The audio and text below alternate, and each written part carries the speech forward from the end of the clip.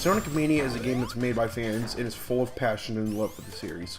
It is a true evolution of the classic Sonic game style, and it isn't a cheap nostalgic cash grab. Sonic Mania's level structure is an amalgamation of various aspects of the original Sonic games. There are 2 acts per zone like in Sonic 1, bosses at the end of each act like in Sonic 3 and Knuckles, bonus stages accessed at checkpoints like in Sonic 2, which this time around are the Blue Sphere special levels from Sonic 3, and the special stages are accessed through giant rings hidden throughout the levels, like also in Sonic 3, which take the form of a 3D runner similar to Sonic CD's special stages, where you play as a low-poly model of Sonic, and the objective is to catch up to a UFO to get a Chaos Emerald. These classic zones are basically brand new ones that simply use the themes of older zones, even going as far as to be new areas altogether, with Green Hills Act 2 taking place within a cave.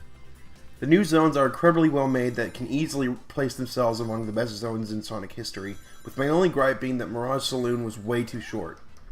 In the future, I'd love to see sequels to Mania be completely new.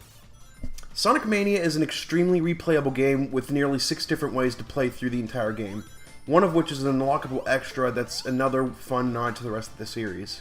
At the start of the game, you can choose to play as Sonic and Tails, Sonic by himself, Tails by himself, as well as Knuckles. Tails and Knuckles have their abilities from the original Genesis games, so Tails can fly and is best fit for exploring the levels, and Knuckles is able to glide and climb walls. Knuckles even gets a few variations on the story, including a few alternate bosses and cutscenes similar to the Knuckles path from Sonic and Knuckles.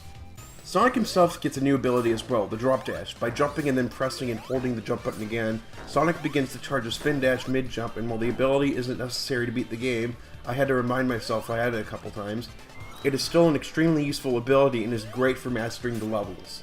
Sonic Mania is an incredibly well-made game that perfectly captures the fun of the older Genesis games and does new and creative things with it. It's a great platformer for newcomers to the series and a love letter for Sonic fans.